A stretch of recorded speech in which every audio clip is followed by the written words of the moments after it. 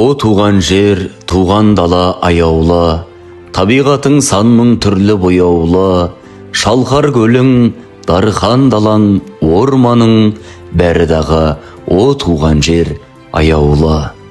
Туғанмын деп ақбас алтай төсінде, жар саламын бурабайға естірте, шабыт қамшы, сезім тізгін жырғуып, шабам келіп, көк бестіне көсілде.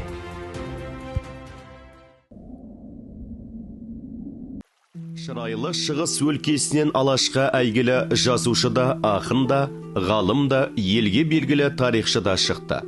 Шығыс Қазақстан облысы оның кең жүрегінде алтын әріптермен жазылды. Өйткені ол құттарып бақ қонған сол елді мекеннің төл перзенті. Талай тау тұлғалардың кінді қаны тамған берекелі өлкенің бетке ұстары. Табанның ізі қалған киелі Қатон-Қарағай жерін әуледей көрді. Аядай там үйде дүниеге келіп, қоңырқай тірліктің астарындағы көркемдікті көрсетті. Даланың төсінен қуат алып, даладан шпандарының дәстүрлі мектебінен өтті.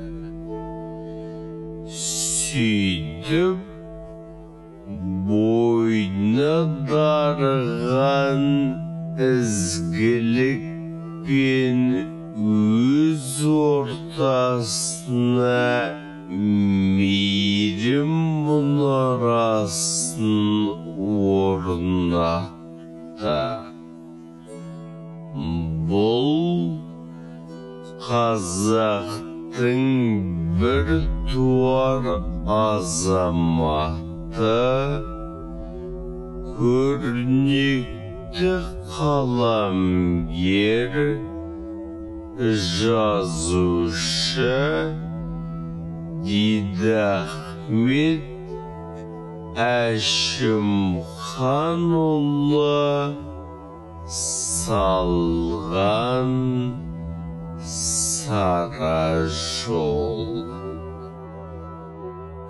Мен сөз өнерінің адамын,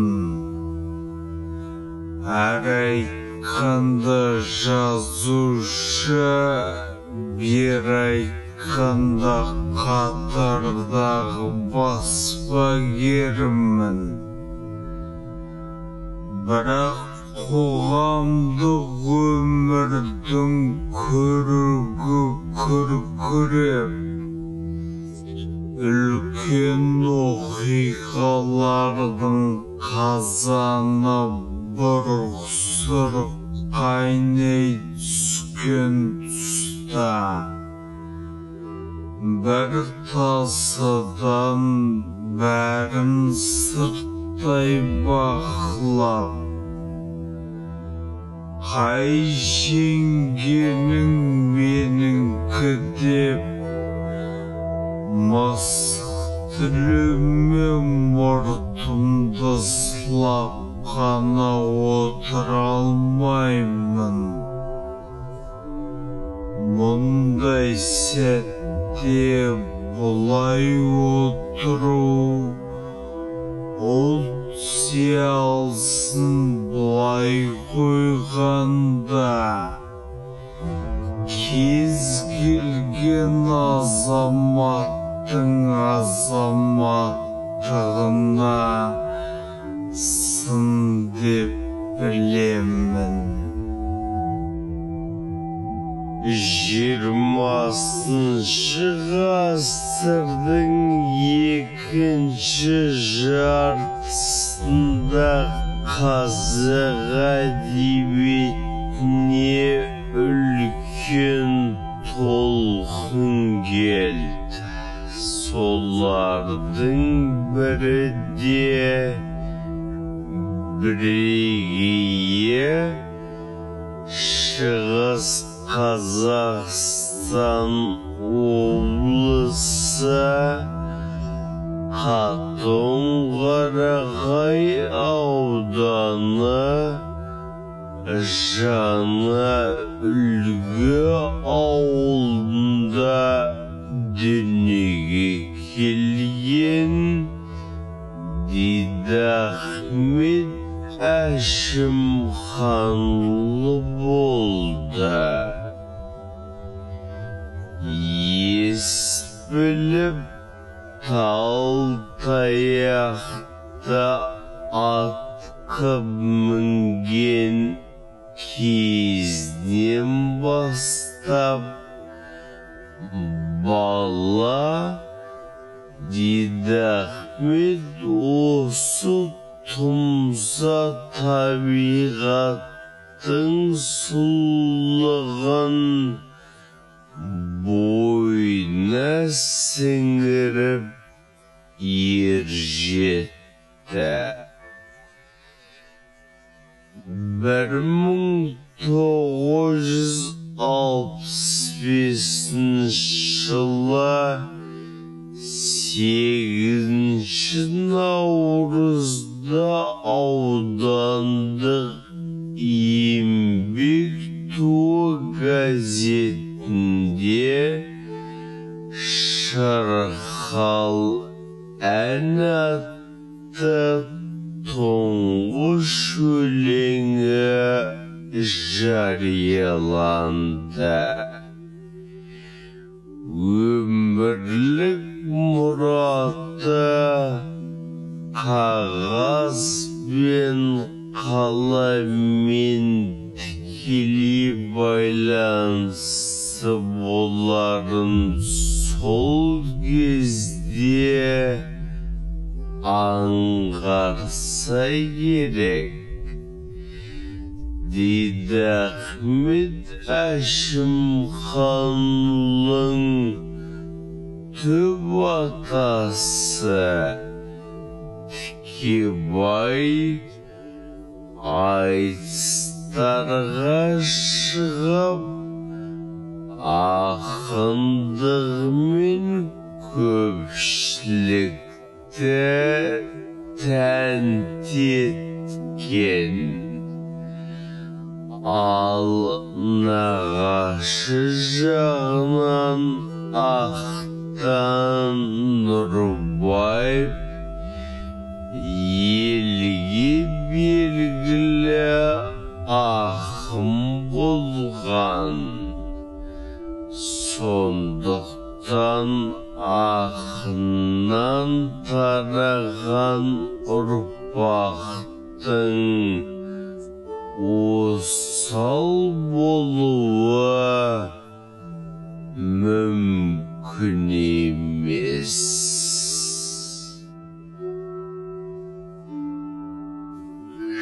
Шырқалсын ән, шырқалсын ән, шырқалсын. Шырқалсын бүгін шалықтап,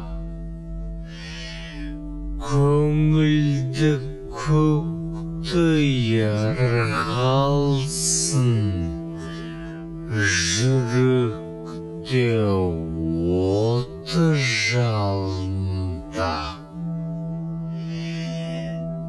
Өксіген өмір кешегі бұғауы болды қыздардың. Тек қана досы серігі ән еді емі ызғардың. Зар емес бүгін ол әндер, шаттық ән күнде шырқалсын. Шарықтап бүгін ән күйлер, мереке жыра жырлансын.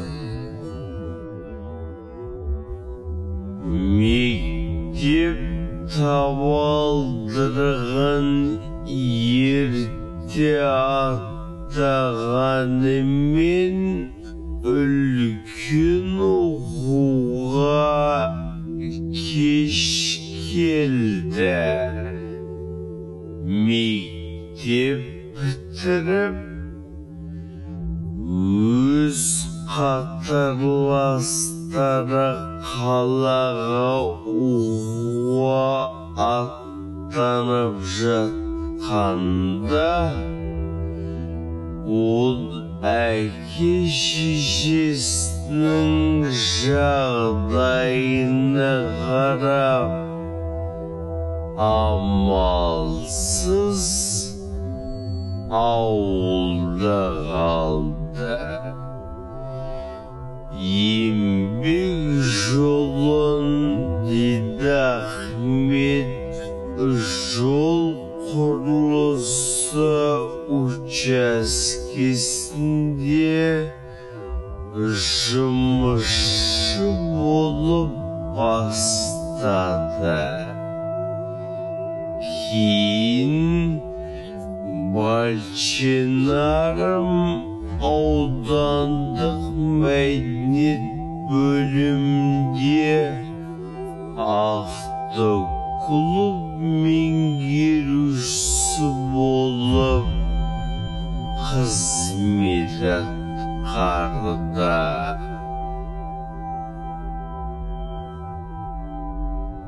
1969 жылы отан алдындағы азаматтық борышын өтеу мақсатында әскерге аттанды. 1970 жылы әскерден оралған соң Дидахмет Әшімханұлы білім іздеуге талпынады. 1978 жылы Қарашаңырақ Қазақ мемлекеттік университетінің журналистика факультетіне оқуға түсті. Арманына апарар ұзақ жолы аталмыш жоғарғы оқу орнынан басталғаны хақ. Бірге оқыған замандастары ол уақыттың қадірін жақсы білетін, әр сәтін оқуға, ізденуге, білімге арнады деп еске алады. Өмірді сүйген, адамды сүйген жүрекпен қалам мен мынау қағазға талай гүл екем. Қазақтың жанын, қазақтың қара сөзімен бозала таңнан тал түске дейін